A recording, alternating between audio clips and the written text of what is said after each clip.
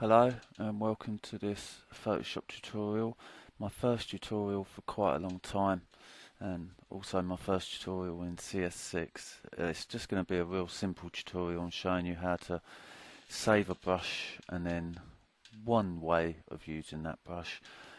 So let's get started.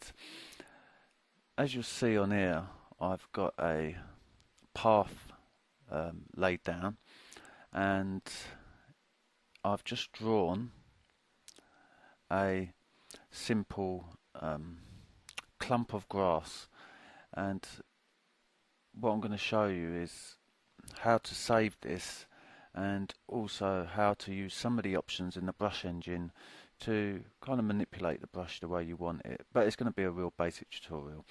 Anyway, if you're like me and you're not very good at working with the pen tool, then I'll include this on our website at photoshopbus.co.uk, so just go and search it out there. I'm PhotoJunkie. Anyway, so I'm going to create a new layer, and my foreground color is black. You can just press D to get them back to usual and X to switch between them, so back to black and white.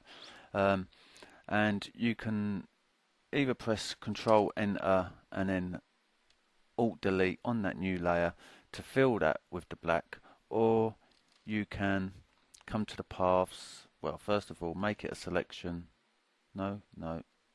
Come to the paths, and you can click on this first one, which is fill path with the foreground color. So that's what we'll do.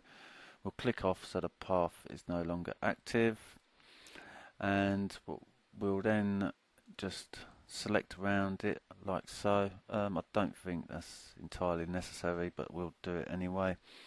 And then come to edit, define brush preset, and we'll call this brush. We'll click OK. We'll hit delete to throw that away. We don't longer need it. Now, before we use that brush, let me just explain very briefly what's going on. Now, when you create a brush, let me explain by actually getting a brush and save it. The computer is going to pick up the darkest pixels of that brush. So if you want your brush to have different opacities, you could first paint with a dark black, which will be 100% picked up. That will 100% show when you use the brush. And then you might want to have a 50% opacity brush, which again will only show 50%. So as you see it now, that's how it will show when you use it, but in whatever colour you choose. So not only black. If you was to then save this brush, not that you would, look at the state of it, and then paint with red, you would get them different opacities of red. So I tend to choose, don't know what went on then, I tend to choose just using black to create the brushes, and I think that's probably the best way to go about things. Let's just throw this away, Control D. So get onto the brush, press B to get onto the brushes, and it will be under this. So your options along the top, it'll be the last brush. Last brush in the list will be the last one you created. So let's press D to get that back to black. There you see it.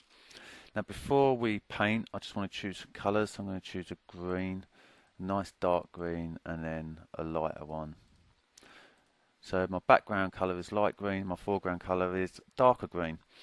We're going to open up the brush engine, come to the brush tip shape, and let's take the size down.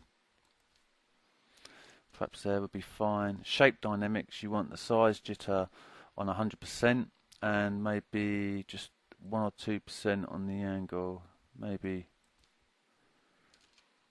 even 5. And then on color dynamics, we want to go from the foreground color to the background color, and we want all the shades in between. So as we paint, we will see that. So we'll take that up to 100%, and we can have an opacity jitter as well, but we won't. And I think that will be fine. And then it's just a case of clicking and painting.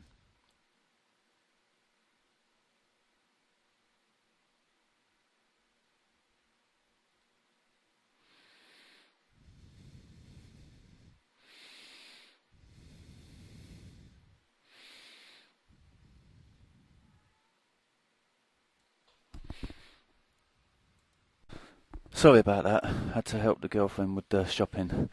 Okay, so there's your grass. Let's just perhaps put some clouds behind it. Choose a blue.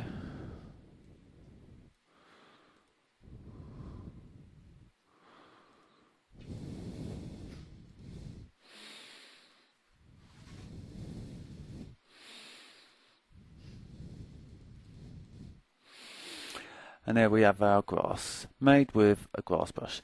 So anyway, hope you enjoyed that, and I will be doing some more. I want to get the ideas, the motivation, and sort this computer out. So thank you, and I'll see you next time.